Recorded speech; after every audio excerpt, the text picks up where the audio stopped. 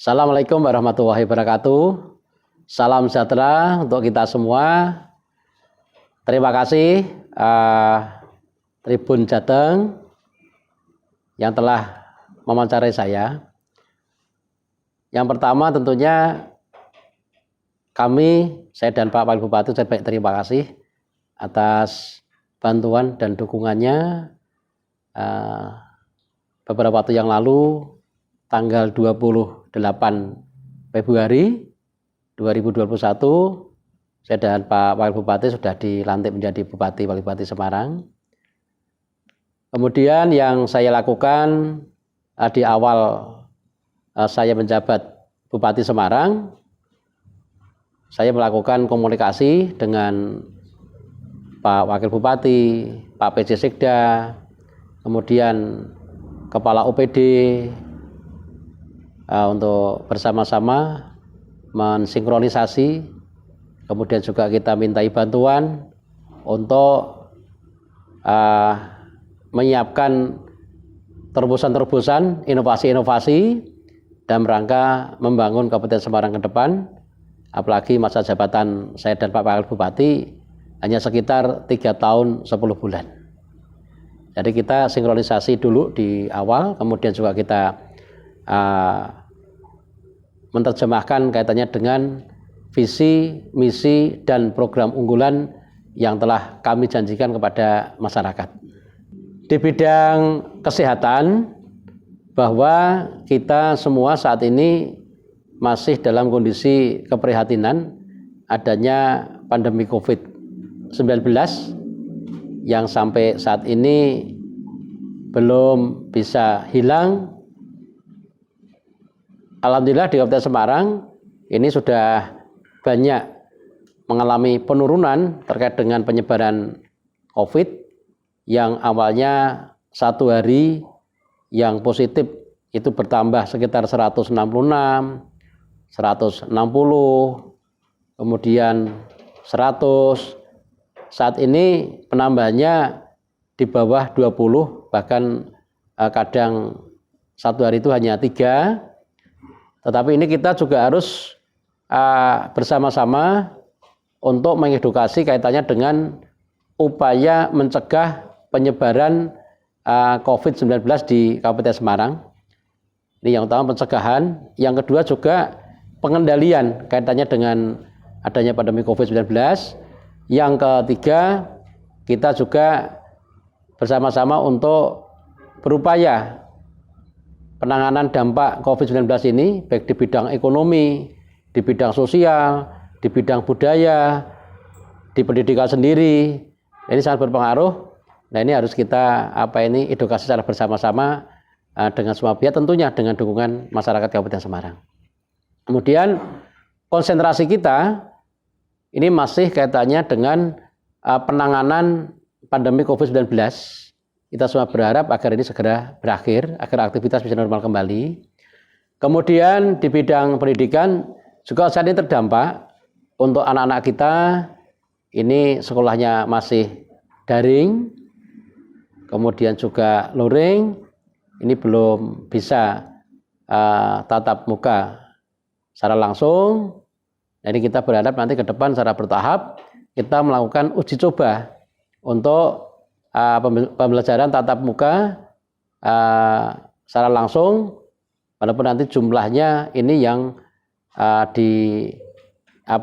dibatasi dan juga harus menggunakan protokol kesehatan ketat dan harus ada izin dari orang tua, wali murid, dan juga kepala satgas penanganan COVID yang di tingkat kecamatan.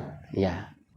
Untuk refocusing anggaran, saat ini kan ada Peraturan Menteri Keuangan nomor 17 tahun 2021 bahwa di Kabupaten Semarang ini terkena dampak yang pertama adanya pemotongan dana alokasi umum. Ini yang disyaratkan maksimal sekitar 4%. Kemudian Kabupaten Semarang kena potongan 29,6 miliar di Kabupaten Semarang.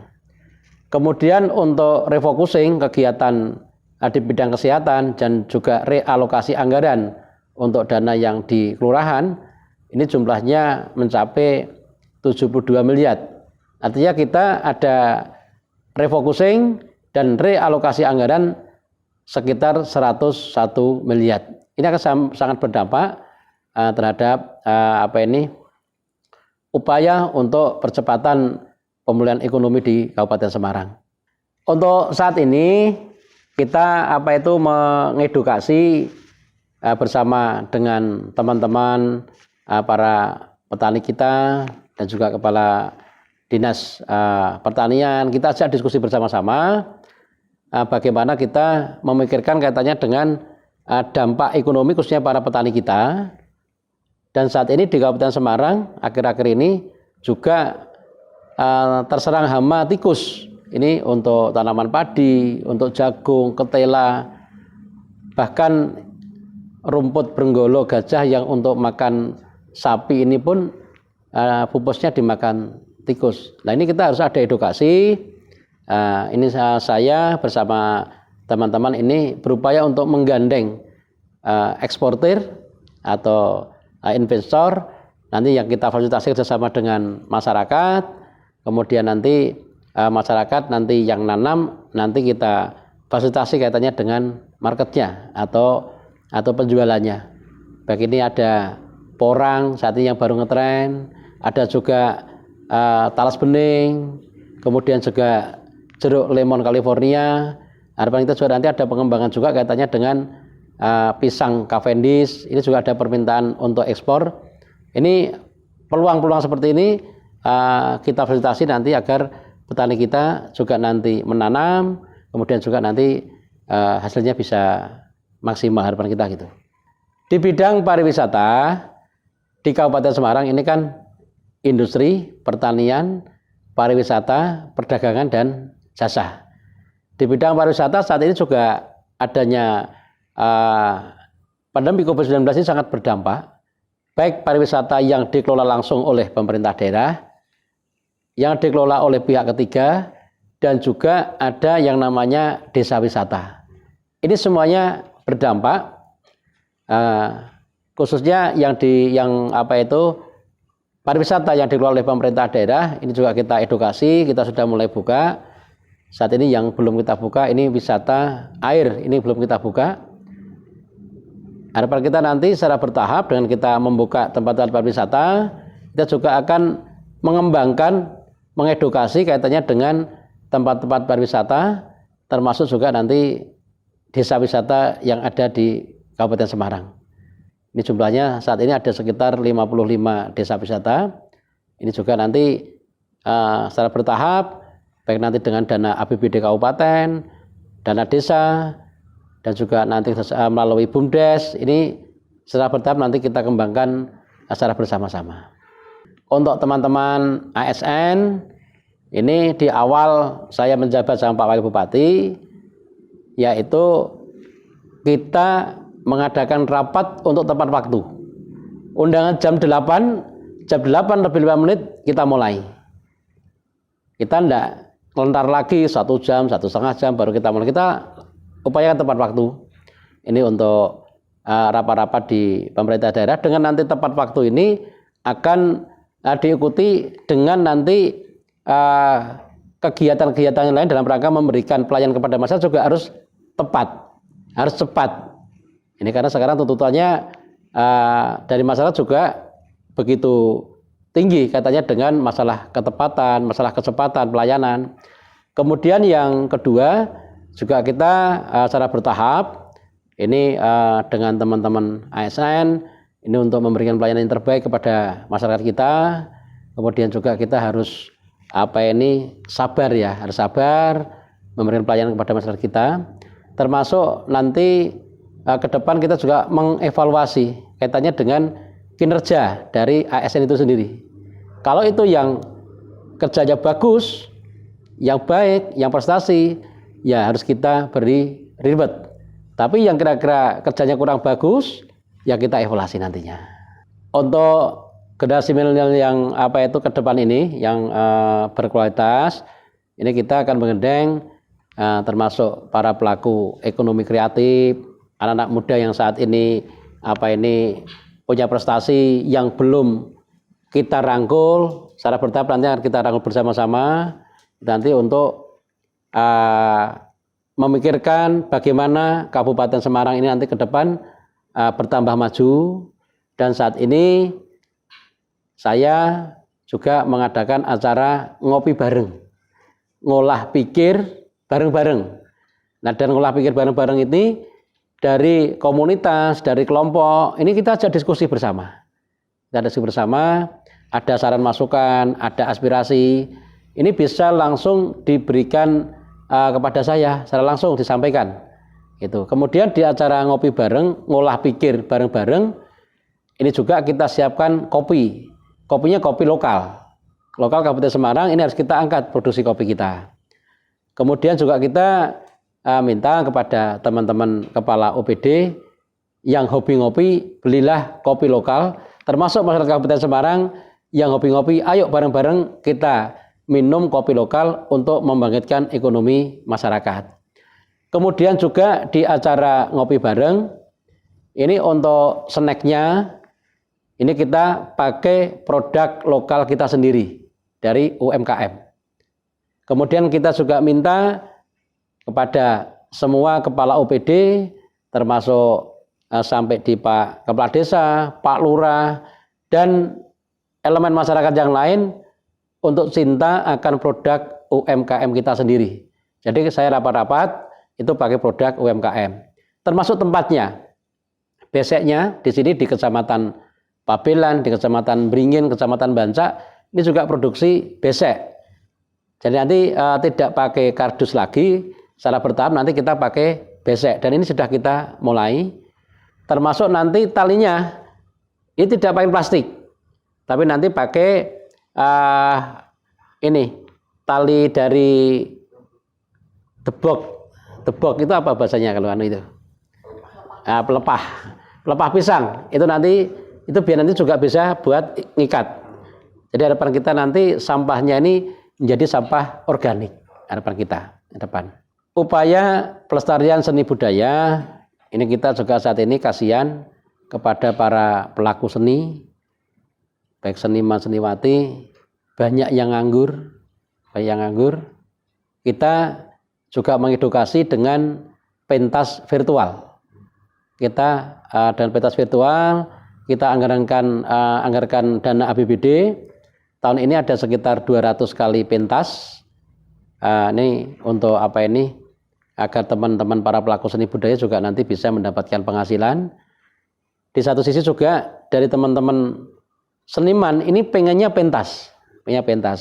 Tetapi harus ada pembatasan dengan protokol kesehatan yang ketat. Jadi nanti dari pentasnya mengekspresikan katanya dengan seni budayanya juga tampil. Ini juga nanti harus kita bantu bersama-sama. Yang kedua juga bagaimana teman-teman para pelaku seni budaya ini juga untuk berinovasi. Katanya mungkin yang kemarin hanya mengandalkan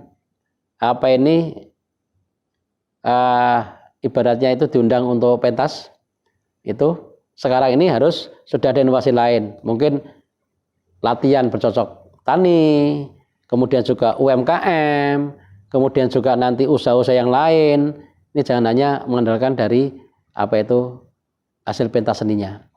Kemudian di Kabupaten Semarang pada tanggal 15 Maret kemarin, hari jadi Kabupaten Semarang yang ke-500, ini bahwa pakaian gagrag Semarangan kita tetapkan menjadi seragam untuk pemerintah daerah di Kabupaten Semarang, kemudian juga untuk BUMD, sampai nanti desa, kepala desa, kepala sekolah, ini kita wajibkan pakai pakaian gagrag Semarangan setiap tanggal 15 setiap bulannya. Ini untuk mengangkat seni budaya. Termasuk juga kami merencanakan bahwa sini juga ada aset yang dulu dibuat kantor Bupati Semarang yang ada di Desa Pager, Kecamatan Kaliwungu. Harapan kita nanti akan kita beli menjadi aset milik pemerintah daerah, kemudian nanti bisa dipakai untuk kegiatan-kegiatan masyarakat yang ada di Kecamatan Kaliwungu. Terima kasih pada seluruh masyarakat Kabupaten Semarang yang saya cintai, yang saya hormati. Di saat kondisi pandemi COVID-19 ini belum berakhir, mari kita untuk tetap mematuhi protokol kesehatan. Kemudian kita juga harus mengedukasi untuk keluarga kita, teman-teman kita, saudara kita, juga mohon dibantu untuk mensosialisasikan kaitannya dengan pentingnya protokol kesehatan. Kemudian program dari pemerintah daerah dalam waktu yang tidak terlalu lama dan rangka upaya pencegahan penyebaran COVID-19, kami menganggarkan bantuan untuk semua pedagang pasar, kemudian juga yang jualan di tempat pariwisata. Ini akan kita bantu hand sanitizer 0,5 liter di setiap lapak atau setiap meja. Ini untuk antisipasi. Kemudian juga masker, nanti kita juga bantu dalam rangka untuk upaya bersama-sama memutus penyebaran COVID-19. Dengan kondisi apapun, saya minta untuk tetap semangat dan untuk tetap optimis bahwa hari esok akan lebih baik dari hari ini.